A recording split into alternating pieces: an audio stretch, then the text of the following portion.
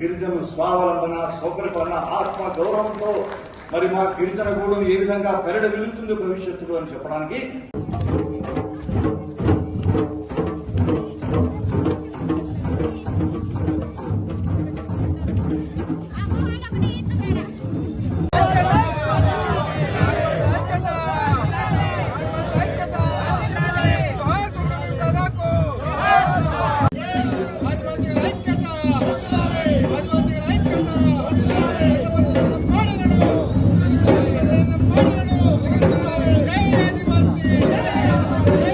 Minor forest produce అంతా మీ చేతిలో ఉంది. గిరిజనులకు ఉన్నటువంటి గ్రామ పంచాయతీ చేతిలో మైనర్ ఫారెస్ట్ ప్రొడ్యూస్ ఉంది. ఆ పెద్ద మనిషి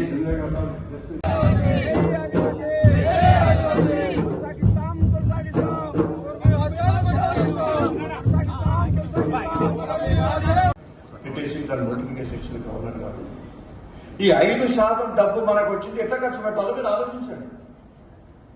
అంతే, ఇది మాత్రం మీకు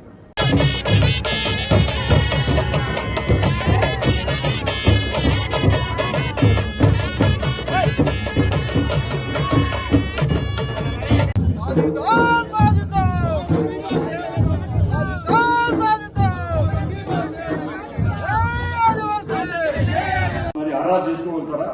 లేదు లేదు. పేసా చట్టం ప్రకారంగా ఈ గిరిజన ప్రాంతంలో ఉన్నటువంటి చెట్టు, పుట్ట, తేనె అన్ని కూడా ఇది గిరిజనుడయ్యే, నీది కాదు, నాది. ఫారెస్ట్ ప్రొడ్యూస్ నేను ఎప్పుడు పాడేరు మిగతా ప్రాంతాల మీద అక్కడ కొన్ని గ్రామాలకు అడ్రస్ చేస్తున్నా. అక్కడ గిరిజన గ్రామాలు అడ్రస్ చేస్తున్నాను. 2019 మరి ఢిల్లీలో కూడా సమావేశం ఏర్పాటు చేసి తెల్లారే గౌరవ ప్రధానమంత్రి నరేంద్ర మోడీ గారు కలిసి వారికి సమస్యను వివరించి దాని తర్వాత అనేక పర్యాయాలు మరి ఏఈడబ్ల్యూసీ నాయకులు కావచ్చు, ఆదర్శ సొసైటీ నాయకులు కావచ్చు, మేధావులు అందరం కూడా కలిసి అనేక సార్లు వెళ్లేసి రిప్రజెంటేషన్ పూర్తి స్థాయిలో అనేక కమిటీలు మరి ఏ విధంగా వీరికి వారికి తేడా ఉన్నది, ఈ యొక్క గోరు బంజారాలు ఎవరైతే బంజారా, లంబాడా, సుగాలీలకి ఆదివాసీ 9 తెగలకి తేడా ఉందని చెప్పేసి ఆనాటి నుంచి కూడా 1800 సంవత్సరం నుంచి ఉన్నటువంటి రిపోర్ట్లు అన్నిటి కూడా మేము కేంద్ర ప్రభుత్వానికి ఇవ్వడం జరిగింది.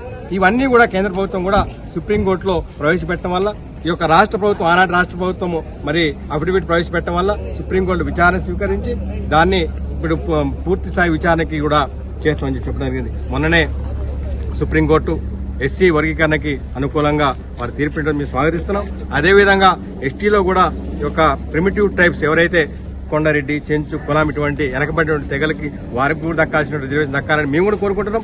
కోయా, గోండ్, నాయక్ కూడా కాదు, మిగిలిన తెగలు కూడా బాగుపడాలంటే ముందుగా వలస వచ్చి మా యొక్క రిజర్వేషన్ దొరుకుతున్నటువంటి చట్టబద్ధ లేనటువంటి ఎస్టీ లంబాడీల్ని ఖచ్చితంగా తొలగించాలి, ఆ తర్వాతే వర్గీకరణ చేయాలని చెప్పేసి మేము కూడా కేంద్ర రాష్ట్రాలను కోరుకుంటూ ఈ యొక్క ఉత్సవాల్ని ఇక నుంచి మేము ఎప్పుడు కూడా సేవనాల జయంతికో లేకపోతే తీసి పండుగలకో వాటికి నిధులు ఇచ్చడానికి మేము ఎప్పుడు వ్యతిరేకించట్లేదు.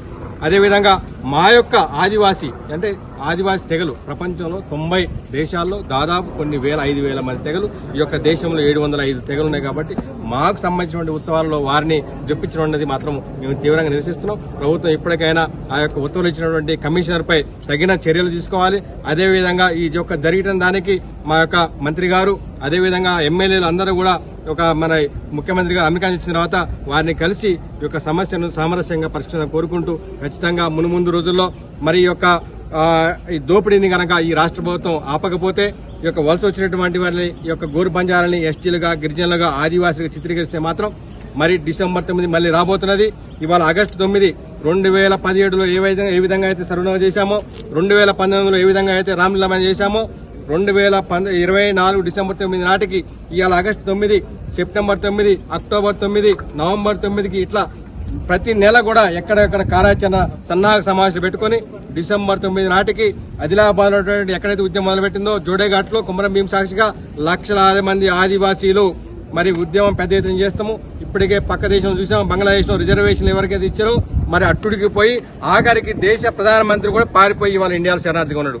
అటువంటి పరిస్థితి రావద్దంటే సామరస్యంగా పరిష్కరించాలని కోరుకుంటూ ప్రతి ఒక్క పార్టీని మరి గౌరవ ముఖ్యమంత్రి గాని, ప్రధానమంత్రి గాని అందరినీ కోరుకుంటూ పేరు పేరున మరి ప్రతి ఒక్కరికి కూడా మా యొక్క ఈ యొక్క సమావేశం కవర్ చేయడానికి వచ్చినటువంటి పాత్రికేయులకి ధన్యవాదాలు చేసుకుంటూ ప్రపంచ ఆదివాసీ దినోత్సవ శుభాకాంక్షలు.